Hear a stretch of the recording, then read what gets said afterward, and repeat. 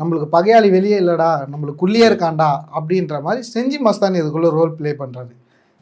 ஏன்னா செஞ்சி மஸ்தானும் விழுப்புரம் தொகுதியில் தான் வராரு. ஆல்ரெடி அவரும் அமைச்சராக இருந்தார். அவரோட அமைச்சர் பதவியும் பறிக்கப்பட்டுச்சு.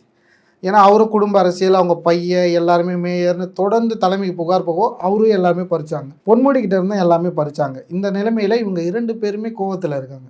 என்னடா இது, விழுப்புரத்தை ஒன்று பொன்முடி ஆளலான்னு இருந்தாங்க, இல்லைன்னா செஞ்சி மஸ்தான் ஆளலாம் இருந்தாங்க. இவங்க யாருமே இல்லாமல் இப்போ லக்ஷ்மணன் கொடுத்த பணியை நேர்த்தியாகவும் திருத்தமாகவும் செஞ்சுட்டு வராரு. இந்த சூழ்நிலையில் செஞ்சி சிவாக்கு எதிரான வேலைகளை வெளியால் பார்க்கல. அதிமுகவோ பாமகவோ பிஜேபியோ டிவிக்கேவோ பார்க்கல.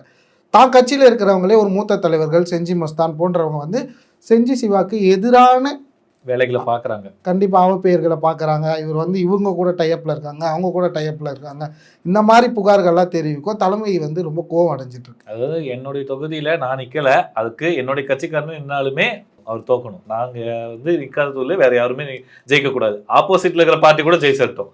என் தொகுதியில் நான் ஜெயிச்ச இதில் வந்து என்னோட கட்சி சார்பாக நின்று யாரும் ஜெயிச்சிடக்கூடாதுங்க அந்த வேலைகள் பார்த்துட்டு இருக்காங்க. கண்டிப்பாக பார்த்துட்டு இருக்காங்க. ஆனால் தலைமைக்கு இதெல்லாம் தெரியுன்றது அவங்களுக்கு தெரியல போல.